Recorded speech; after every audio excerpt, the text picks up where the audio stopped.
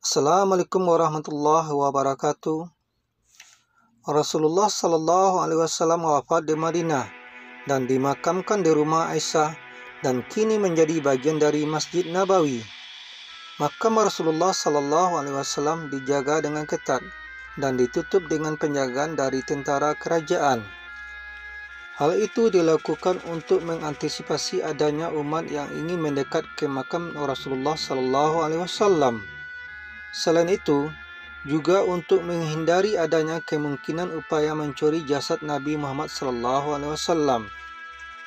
Disebutkan jika sejarah mencatat setidaknya ada 5 kali upaya pencurian jasad Nabi Muhammad SAW, mulai dari Mesir hingga penguasa di negeri-negeri Eropa yang bersekutu dan berencana mencuri jasad Rasulullah SAW tersebut.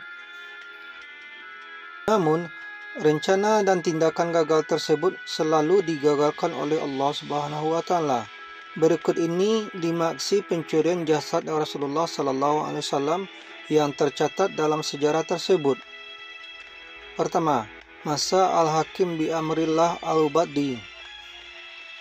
Kisah pencurian tersebut ditulis oleh Ilyas Abdul Ghani, yaitu penulis sejarah Masjid Nabawi. Dia menulis jika percobaan pencurian tersebut dilakukan oleh raja dari Daulah Fatimiyah. Pada mulanya, sang raja memeluk Islam dan kemudian menjadi zalim.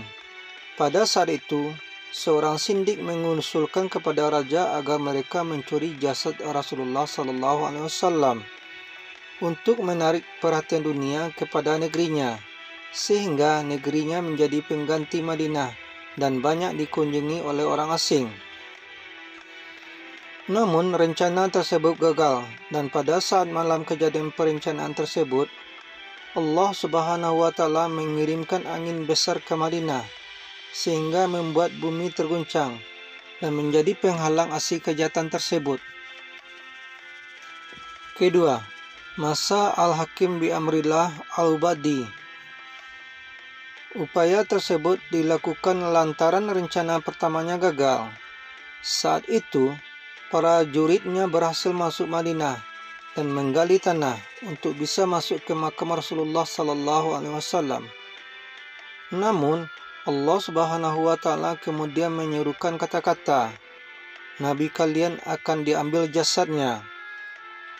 Mendengar itu, masyarakat setempat pun melakukan penyelidikan dan mendapati orang suruhan Raja Al-Hakim bi Amrillah Al-Ubadi sedang menggali tanah, dan mereka pun kemudian dihukum. Ketiga, penguasa Eropa. Sejarawan bernama Al-Hafiz dalam bukunya menuliskan, jika pada tahun 1164 Masehi, kondisi umat Islam sedang kemah karena sedang masa perang salib, sehingga para penguasa Eropa bersepakat untuk mencuri jasad Rasulullah sallallahu alaihi wasallam. Pada saat musim haji, diutuslah 2 orang Eropa untuk mencuri jenazah Rasulullah sallallahu alaihi wasallam. Kedua orang utusan tersebut menyamar sebagai jemaah haji dari Andalusia.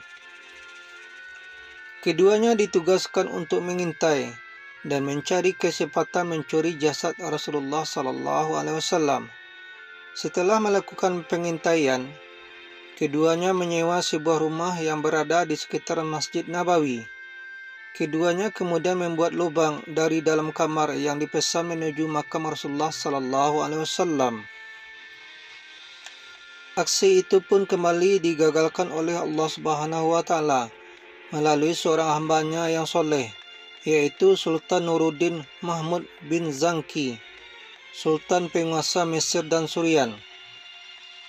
Sultan tersebut bermimpi bertemu Rasulullah sallallahu alaihi wasallam dan ditunjukkan 2 wajah orang Eropa tersebut.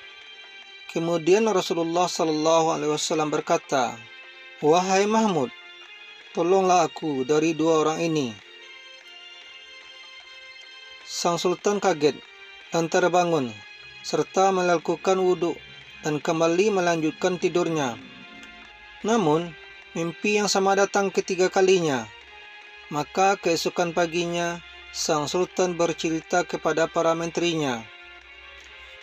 Mereka merasa jika ada yang tidak beres dengan Madinah. Maka sang sultan berangkat ke Madinah dengan 1.000 pasukan dan membawa harta yang dimiliki. Sesampainya di Madinah, ia sholat dan berziarah di pusara Rasulullah SAW. Setelah itu, dia meminta penduduk dan peziarah berkumpul. Dia pun membagikan harta yang dimiliki, dengan harapan bisa bertemu dengan 2 orang asing yang ada di mimpinya tersebut. Setelah itu, dia meminta penduduk dan peziarah berkumpul. Dia pun membagikan harta yang dimiliki dengan harapan bisa bertemu dengan 2 orang asing yang ada di dalam mimpinya tersebut. Namun ia tak bertemu dengan 2 orang asing tersebut. Lalu sang sultan bertanya, "Apakah ada yang belum mendapat hadiah?"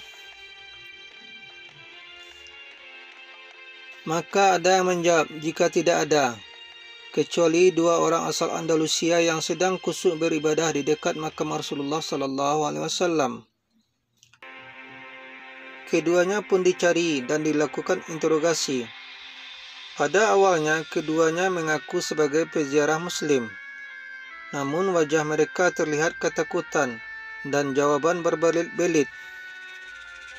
Singkat cerita, mereka mengaku sebagai tentara salib yang mengaku melaksanakan tugas suci untuk mencuri jasad Rasulullah SAW.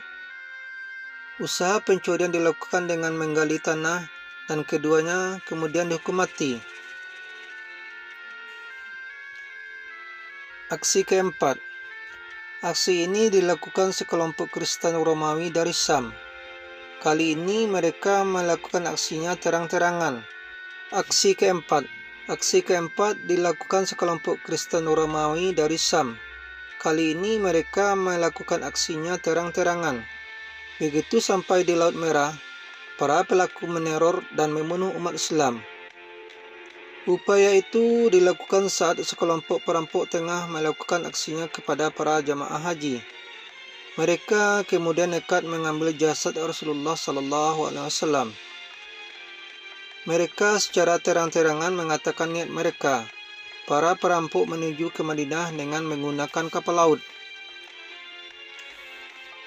Namun, upaya itu digagalkan oleh Allah Subhanahu wa Ta'ala melalui kapal yang disiapkan dari Mesir Al-Iskandariyah yang mengikuti para perampok tersebut dan menangkap mereka serta memenjarakan mereka. Aksi yang kelima terjadi pada abad ke-7 Hijriah. Ketika itu 40 laki-laki dari Aleppo, Suriah, berusaha mengambil jasad Rasulullah SAW dengan menyogok gubernur Madinah dan meminta agar dibukakan kamar Rasulullah SAW. Nyaris saja rencana mereka berjalan mulus. Namun begitu mereka membuka ruangan di mana Rasul dimakamkan, tiba-tiba tanah terbelah menjadi 2. Mereka pun terperosok ke dalam tanah.